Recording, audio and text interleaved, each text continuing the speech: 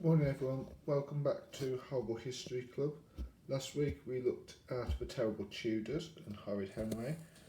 This week we're going to be looking at the awesome Egyptians.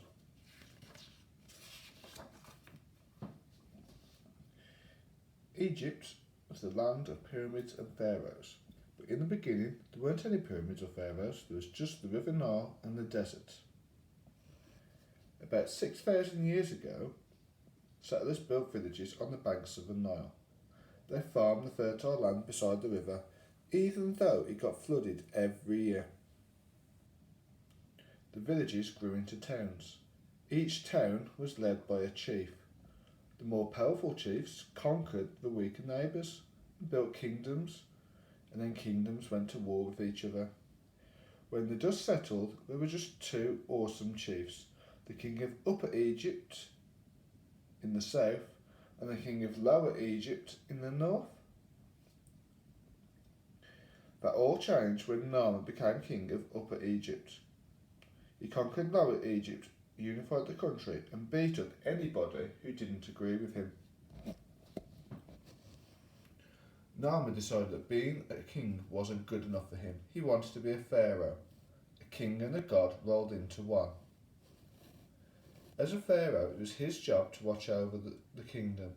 He had to make sure that the sun came up every day and that the river flooded at the correct times.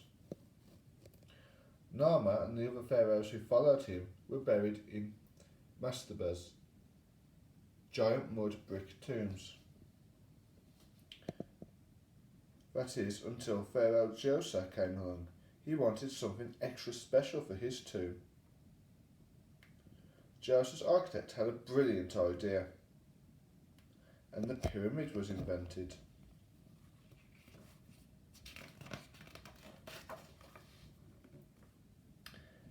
After this, pyramids were all the rage. Every pharaoh wanted to have one. Not all pyramids were successful. Sneferu's first one collapsed, and Sekhem's pyramid got lost. It was about this time that the Egyptians worked out how to mummify bodies properly so they wouldn't go rotten. The largest pyramid of all was built by the pharaoh Khufu. But by the reign of Pepi II, things were going wrong for Egypt. The peasants were revolting and the local lords rebelled against the pharaoh. When Pepi II died, the old kingdom of Egypt was over. The country was split up into lots of kingdoms. It would be another 200 years before a new pharaoh would join it up again. Like the perilous pyramids. It's believed that the Egyptians used large ramps to build their super large pyramids. Unfortunately, they didn't leave any records except for a list of all the injuries that pyramid builders suffered.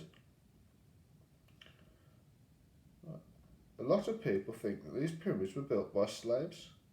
Wrong. They were built by farmers who were free for work when their lands were flooded each year by the River Nile. The pharaoh inspected the work himself to make sure no one was slacking. The pharaoh's foreman made sure the workers worked harder and faster. Workers ate bread and fish. They were paid partly in radishes and garlic, which kept them healthy but made them a little bit whiffy. The workers had no excuses for turning up late. They lived in a large town right next to the building site. It was huge, but then again, it needed to be. It took thousands of men to build one of these things. The wheel hadn't been invented when the Egyptians built their pyramids, so teams of men had to drag the colossal stones on massive sledges. Sometimes the men and the ropes reached breaking point. The site hospitals were kept busy. Doctors mended broken bones, lopped off mangled limbs and then sent you back to work. The pyramids were covered in brilliant white limestone, so you could see them for miles around. About 700 years ago, a rich wheeler dealer nicked all the limestone and used it for building works. Mummies and treasure were hidden deep in the secret chambers deep inside the pyramids. These chambers were really spooky, but not really secret enough to stop greedy grave robbers. Shifting heavy stones was a dangerous business. An average block weighed about the same as 2 cars do today, and the collisions could be just as messy. The pyramids were built close to the Nile. The stones had to be carried from quarries by boat. The pyramid builders sealed up the tombs to make it harder for robbers to find the pharaoh's treasure. The workers had to be careful though. If they got trapped inside, no one would hear their screams. Ever. Right, that's it for this week. Hope you enjoyed learning about the awesome Egyptians. Have a look at. Please tune back in next week.